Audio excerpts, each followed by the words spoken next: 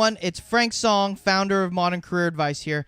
And I'm sure the reason why you're here is because you, like everyone else, is very curious as to how we're able to generate the track record that we do. Specifically, I get asked a lot about how we're able to, on average, increase people's pay by $31,673 from what they were making last year, okay? And the problem is that a lot of people truly misunderstand that statistic, okay? Like, people think that I just magically wave my hand at my choosing and make someone an extra $31K, okay? Like, my grandma literally thinks that I just take people sitting on a couch eating potato chips and magically get them offers from Google or Facebook and Goldman and Sachs, right? And another big problem is that people also often confuse us with career coaches or career consultants and things like that, which is also very, very, very wrong, all right? And on surface level, it looks like what we do is the same thing, but what we actually do over here at Modern Career Advice is completely different, okay? So it's very important to understand what we truly do if you want to understand the proper techniques and strategies and generate these same results in your own career, okay? So to understand what we truly do, you have to understand the fundamental postulate and thesis of what drives our strategies, which is this: a career is truly a financial asset, okay? It exemplifies the same characteristic of a financial asset. For example, assets can be bought and sold in a market with buyers and sellers. Your skills, knowledge, and time can be bought by a company and sold by you, right?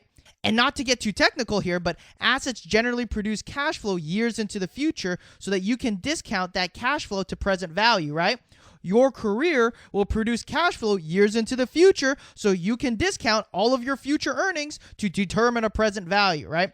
And last, assets have real value so that you can borrow against it and or lend it out and receive cash, right? Same thing here. You can borrow money from people and institutions and back it with the cash flow that you're going to produce from your asset known as your career, and or you can lend it out to others and receive cash for it, okay? Your career actually exemplifies the exact same characteristics of when you buy an investment property, okay? It is no different than if you were to buy a house and rent it out to somebody and receive cash for it every single year that it's rented, all right? That's no different than your career, where you rent out your skills, your knowledge, your capability, and your time and receive cash for it every single year. It just so happens that this happens to be a bit of a more of an active asset class than the other, okay? Now that you understand that a career is truly a financial asset, the following logic tree now splits into the question of, is the market for this asset an efficient or inefficient market, okay? Inefficient markets, for example, like the stock market, there are a ton of buyers and sellers, okay? These are highly liquid markets, so assets get bought and sold very often, in this case, multiple times a second, right? Third is, there's a ton of information available to both buyers and sellers to allow them to make educated decisions. Like in the stock market, the companies must release information by law so that buyers and sellers have the same information, and there's people who spend their whole lives writing reports about just one company, right? And fourth is, there is a low transaction cost, okay? The cost to buy or sell a stock is anywhere between $2.50 to $10, right? And fifth is, most importantly, the balance of power in the market is relatively equal, okay? Both buyers and sellers are powerful in this market. Now, with that being the understanding, now we have to understand that there are really two kinds of value, okay? The first is intrinsic value, okay? Intrinsic value is the true underlying value of what something is worth, okay? Now, the second kind of value is called market value. And market value is the price that the market is currently willing to pay for that asset, okay? Now, what's very, very interesting in highly efficient markets is that market value, the price that people are willing to pay in the market, is generally a good reflection of the true intrinsic value of the asset, okay? Said differently, in efficient markets, people are right now paying the price of what something is really worth, okay? That's why it's so difficult to make money in the stock market and why it's hard to find undervalued companies, okay? Now, converse this to the other side of the spectrum, which are highly inefficient markets, right? For example, the job market, right? 1, there are few buyers and sellers of your skills, okay?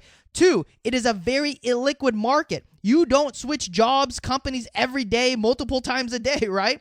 3rd is there is very little information available to both buyers and sellers, and huge asymmetric information gaps exist, right?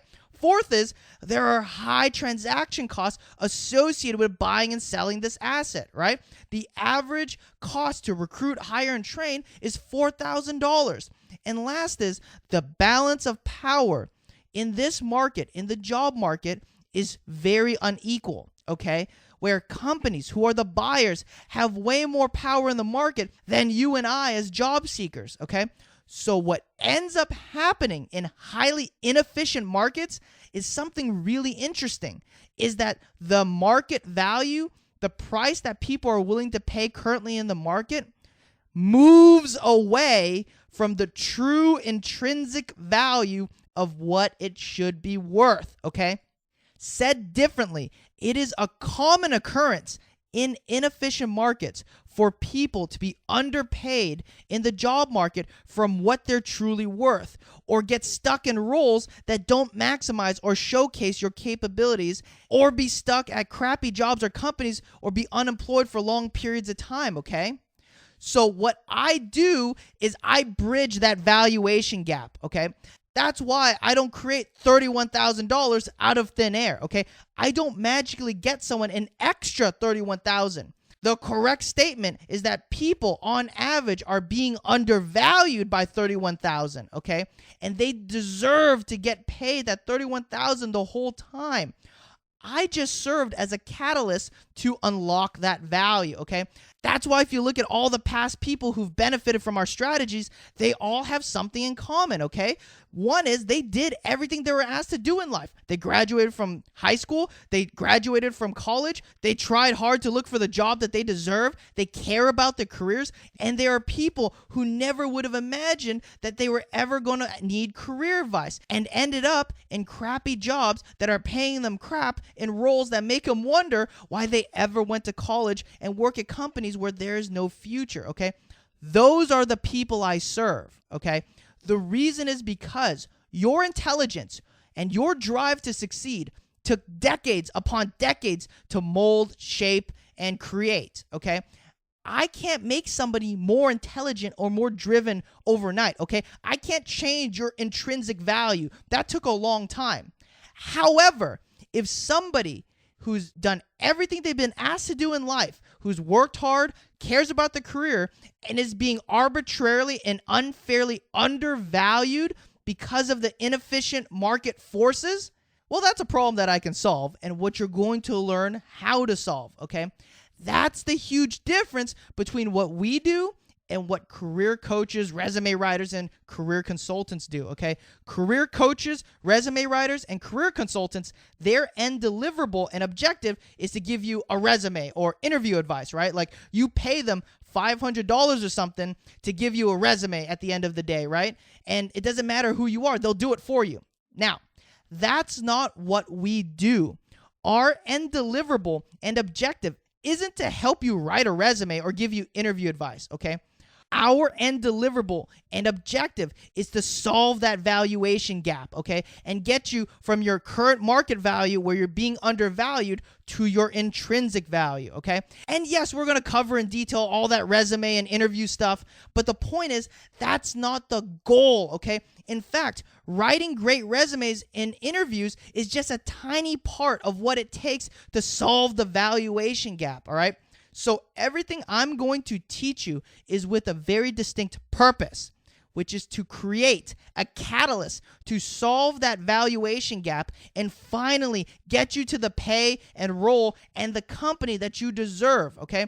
And along with that, you're going to learn exactly how we're able to get an interview at 1 out of every 4 companies we apply to and win an offer from 4 out of every 6 companies that we interview at, and how to land offers for roles, companies, and pay packages that you otherwise wouldn't have without these strategies, okay?